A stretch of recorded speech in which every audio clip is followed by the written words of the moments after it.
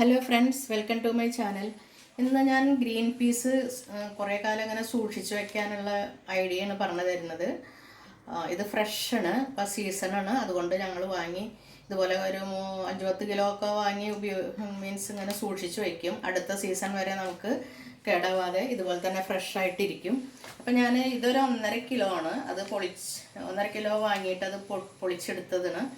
അപ്പോൾ ഇത് ഞാനൊരു പാത്രത്തിൽ കുറച്ച് തിളച്ച വെള്ളം എടുത്തിട്ടുണ്ട്. ഇതിങ്ങനെ പൊളിച്ച് കഴിഞ്ഞിട്ട് നമ്മൾ ഈ തിളച്ച വെള്ളത്തിലേക്ക് ഇങ്ങനെ ഇടാം. തിളച്ച വെള്ളത്തിലേക്ക് ഇട്ട് ഒന്ന് ഇളക്കിയതിന് ശേഷം ഒരു 2-3 സെക്കൻഡ് മതി. അതിന് ശേഷം ഇത് നമുക്ക് ഇതിൽ നിന്ന് എടുത്തിട്ട് നല്ലൊരു ചിൽഡ് വാട്ടറിലിടണം. കുറച്ച് ഐസൊക്കെ ഇട്ടിട്ടുണ്ട് ഞാൻ വെള്ളത്തിൽ. നല്ല തണുത്ത വെള്ളത്തിൽ ഇതിടുക.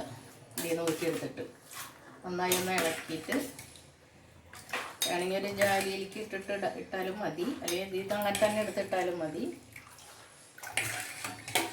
അപ്പോൾ നമുക്ക് എപ്പോഴായാലും ഉപയോഗിക്കും. ഇതിപ്പോൾ സീസണിലാണെങ്കിൽ അധികം വിലയൊന്നും കൊടുക്കേണ്ട വരില്ല, അല്ലെങ്കിൽ പിന്നെ നല്ല വിലയല്ല ഇതിന്. അപ്പോൾ നമുക്ക് വാങ്ങി ഇങ്ങനെ സൂക്ഷിച്ച് വെച്ചാൽ നമ്മൾ വെജ് ബിരിയാണി, വെജ് പുലാവൊക്കെ ഉണ്ടാകുമ്പോൾ നമുക്ക് അതുപോലെ തന്നെ കറി ഉണ്ടാക്കാനും എല്ലാം ഉപയോഗിക്കാം.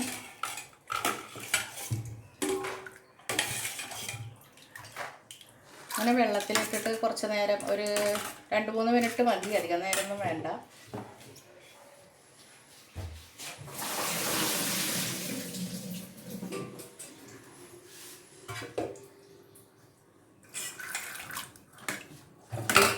എന്നിട്ട് അതിൻ്റെ ചൂടൊന്ന് പോയതിന് ശേഷം, ചൂട് ഓൾറെഡി പോയിട്ടുണ്ട്, തണുത്തത് ഞാൻ തിളച്ച വെള്ളത്തിലാണ് ഇട്ടത്.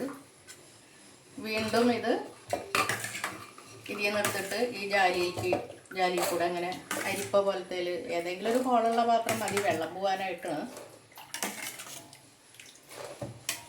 എടുത്ത് വെച്ചിട്ട് വെള്ളം എല്ലാം പോയതിന് ശേഷം നമുക്ക് പ്ലാസ്റ്റിക് കവറിൽ, വലിയ കവറോ ചെറിയ കവറോ,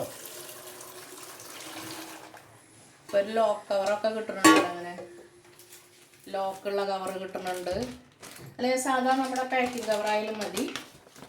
ഇതിലിട്ടിട്ട് നമുക്ക് സൂക്ഷിച്ച് വയ്ക്കാം. ഇതിൻ്റെ വെള്ളം പോയതിന് ശേഷം കവറിലാക്കി സൂക്ഷിച്ച് വയ്ക്കാം.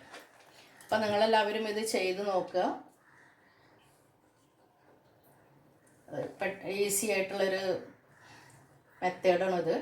അപ്പോൾ ഇങ്ങനെ വാങ്ങി ഉപയോഗിച്ച് വീട്ടിൽ ഇഷ്ടം പോലെ നമുക്ക് ഉപയോഗിക്കാം ആവശ്യമുള്ളപ്പോൾ. അപ്പോൾ നിങ്ങളെല്ലാവരും ചെയ്ത് നോക്കുക. അപ്പം ഇത് നന്നായി തണുത്തിട്ടുണ്ട്. അപ്പോൾ നമുക്കങ്ങനെ പാക്കിംഗ് കവറിലേക്ക് ആക്കാം.